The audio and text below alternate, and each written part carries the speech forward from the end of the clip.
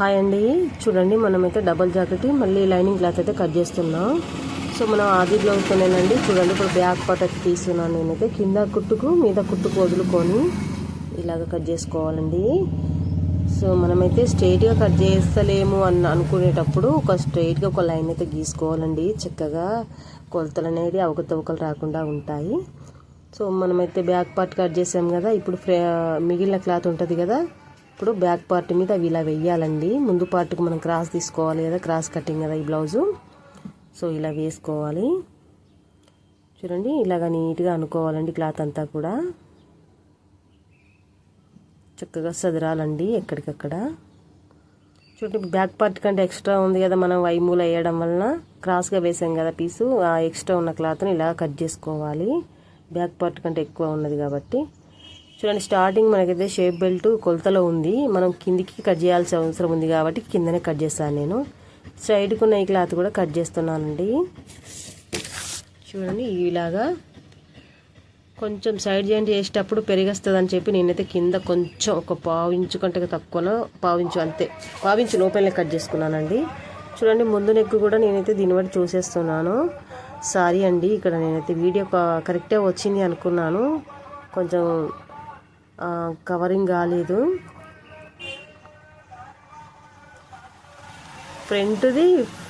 Front ఆది బ్లౌజ్తో చూసుకొని కొలత చూసుకొని కట్ చేసుకోవాలి. బ్యాక్ సైడ్ ఆది బ్లౌజు కొలత పట్టుకోవాలి. కింద కుట్టుకు మీద కుట్టుకు వదులుకొని పట్టుకొని పైన చూసుకుంటే ఏడికి వస్తుందో తెలుస్తుందండి, ఈజీగా అర్థమవుతుంది. ఇంకా రౌండ్ కింద ఫస్ట్ స్టార్టింగ్ కొంచెం ఎక్కువ రౌండ్ తీసుకోవాలి, పొయ్యే కొద్దీ తగ్గించుకోవాలి. ఇంత చక్కని కట్టింగ్ అయితే చాలా ఈజీగా ఉంటుందండి. మనకైతే ఎటువంటి కన్ఫ్యూజ్ అనేది ఉండదండి, చక్కగా ఉంటుంది. చూడండి నేనైతే ఆది బ్లౌజ్తోని షోల్డర్ కూడా కొలత చూశాను. ఇలాగా చూడండి ఇలాగా కట్ చేస్తున్నాను. చూడండి షోల్డర్ మీద మనకు ఎక్స్ట్రా ఉంది కదా, క్రాస్ వేసాం కాబట్టి పీసు అదైతే కట్ చేశాను. బ్యాక్ పార్ట్కు తగ్గట్టుగా ఈక్వల్గా ఉండేలా కట్ చేసుకోవాలండి క్లాత్ అంతా కూడా. చూడండి ముందు పాటు వెనుక పాటు ఈ విధంగానైతే కట్ చేయడం జరిగింది, చాలా సింపుల్ పద్ధతిలోనండి. ఇంకా మనమైతే కర్వ్ అనేది కూడా తీసేసుకోవాలి కదా, నేనైతే అలా తింపేస్తున్నానండి. కర్వ్ అనేది కూడా తిప్పిస్తున్నాను ఇలాగా. ఇది లైనింగ్ క్లాత్ అండి. సో మెయిన్ క్లాత్ మీద ఈ పీసులు వేసి చక్కగా కట్ చేసుకుంటే సరిపోతుందండి. చూడండి ఇక్కడ జాయింట్ ఉంది కాబట్టి కట్ చేస్తున్నాను. చూడండి ఈ విధంగా కట్టింగ్ అనేది వచ్చేసింది, చాలా చక్కని కట్టింగ్ అండి. బ్యాక్ పార్ట్ ఫ్రంట్ పార్ట్ చూడండి ఇలాగా ఎటువంటి చిక్కు లేకుండా చక్కని కట్టింగ్ అండి. ఫ్రెండ్స్ నా వీడియోకి అయితే ఒక లైక్ చేయండి, నా ఛానల్ని సబ్స్క్రైబ్ చేసుకోండి ఫ్రెండ్స్. నన్ను నా ఛానల్ని ముందుకు నడిపిస్తారని ఆశిస్తున్నా ఫ్రెండ్స్. చూడండి మనమైతే హ్యాండ్స్కు ఒక కొలత ప్రకారంగా తీసుకోవాలి. చూడండి ఇలాగా క్లాత్ను సాఫ్గా అనుకొని ఇలాగ మడ తీసుకోవాలండి. ఈ విధంగా మార్చేసుకోవాలి. నాలుగు పొరలు వచ్చేలా ఇలా మార్చేసుకొని ఇప్పుడు మనకు 2 హ్యాండ్స్కి సంబంధించిన క్లాత్ ఉంది కదా, ఇందులో ఆది బ్లౌజ్తో చూశానండి నేను, వీడికి వచ్చింది. ఇంకా హ్యాండ్స్ షేప్ అయితే ఇప్పుడు తీయలేదండి నేనైతే. ఎలా అంటే మన మెయిన్ క్లాత్ ఆ హ్యాండ్స్, ఈ లైనింగ్ క్లాత్ ఆ హ్యాండ్స్ కూడా 2 జాయింట్ చేసినాక హ్యాండ్స్ షేప్ అనేది తీస్తానండి. చాలా ఈజీగా ఉంటుంది, కన్ఫ్యూజ్ అనేది ఉండదు. ఇదైతే చాలా క్రాస్ ఉందండి క్లాత్, ఎలా సెట్ చేయాలో అని చెప్పి కన్ఫ్యూజ్గా చేశాను. ఎందుకంటే మనకు లైనింగ్ క్లాత్ కట్ చేసింది ఉంది కదండి, ఎటువంటి టెన్షన్ ఉండదండి, అది ఏ క్రాస్ అని ఉండదు. చక్కటి ఫిట్టింగ్, చక్కటి కట్టింగ్ అండి. చూడండి క్రాస్ ఉన్నదాన్ని కూడా మనకు ఏం అవసరం అంటే మనం కరెక్ట్ మడతేసుకొని మధ్యలోకి వెళ్ళి ఇలా కట్ చేసుకోవాలండి. చూడండి ఇలాగా ఇవి హ్యాండ్స్, మెయిన్ క్లాత్ హ్యాండ్స్ మనం లైనింగ్ కూడా కట్ చేసి పెట్టాం కదా, లైనింగ్ క్లాత్ మెయిన్ క్లాత్ ఇలాగా ఒక పంపకానికి ఒక హాఫ్ ఇంచ్ కంటే కొంచెం ఎక్కువ ఉంచి నేనైతే ఇలాగా కుట్టుకుంటూ వస్తున్నానండి. మనమైతే పంపకం చేసుకోవడానికి మలుచుకోవడానికి అవైలబుల్గా ఉండే అంత అయితే ఉంచి ఇటుకు జరుపుకొని కుట్టు పెట్టుకుంటూ వస్తున్నానండి. చూడండి రెండింటి కూడా ఈ మాదిరిగానే కుట్టు పెట్టుకుంటూ వస్తున్నాను.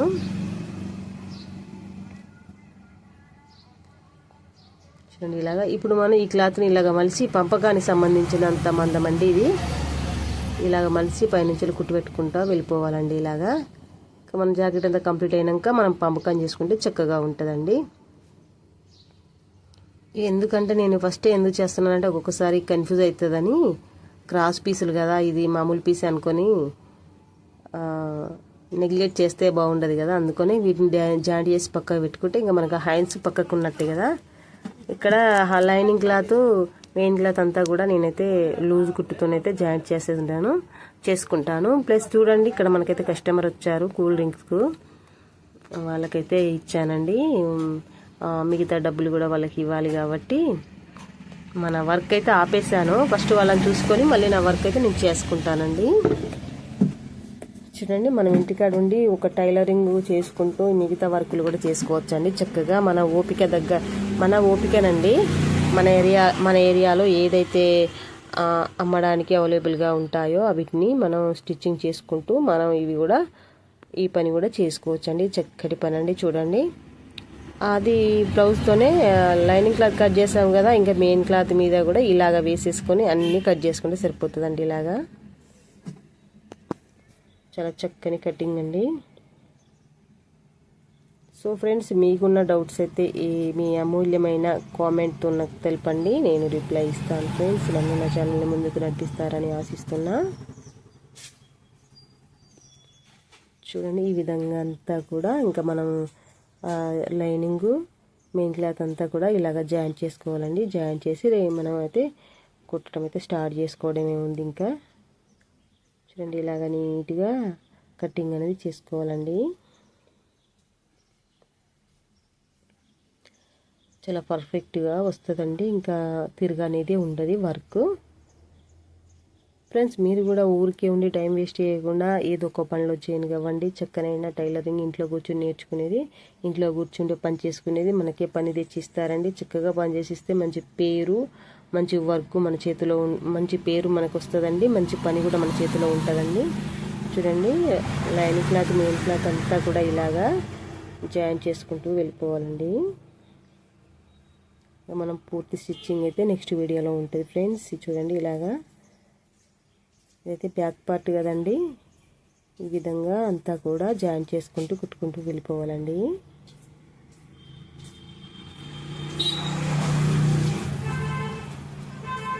ఫ్రెండ్స్, చాలా మంచి, ఎంత ఈజీగా ఉంటుందంటే మన ఛానల్లో కటింగ్ చాలా అల్కగా ఉంటుందండి. మనకు అనుకూలంగా నేర్చుకునే చాలా ఈజీ ప్రాసెస్లో చేసుకోవచ్చు మన పని మనం. చూడండి, నేను కింది సైడ్ అయితే కుట్టు వేసుకుంటూ వస్తున్నాను. ఎటు కదలకుండా ఉంటాయండి. ఇలా కుట్టుకోవడం వల్ల మనం స్టిచ్చింగ్ కంప్లీట్ చేసి రాక ఇంకా ఎటు కదలదండి క్లాత్ అయితే. ఇలాగ అన్నీ కూడా జాయింట్ చేసుకొని ఉంచుకోవాలి. తొందర ఏం లేదండి. మీరు ఫస్ట్ ప్రయత్నంలో ఎంత ఓపిక కొద్ది చేస్తే అంతే సక్సెస్ఫుల్గా వస్తుంది. లేట్ అయినా పర్వాలేదు, కానీ బాగా చేయడం రావాలండి.